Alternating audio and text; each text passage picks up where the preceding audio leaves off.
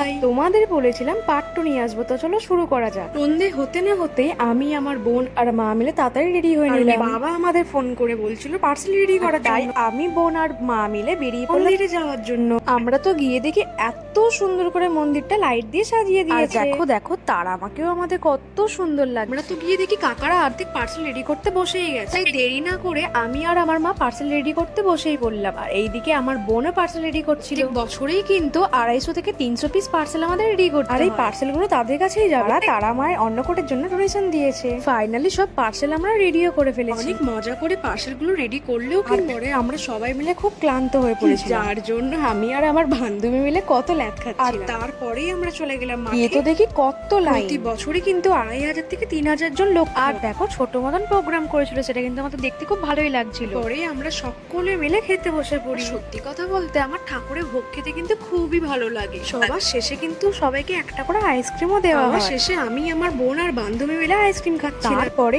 আমার আর আমার বোনের পুকি চলে আসে, এর সাথে একটু আড্ডা মারার পরে আমরা বাড়ি চলে আসি। ভিডিওটা এই পর্যন্ত ভালো লাগলে like, comment, share and subscribe করে পাশে থেকো। টাটা।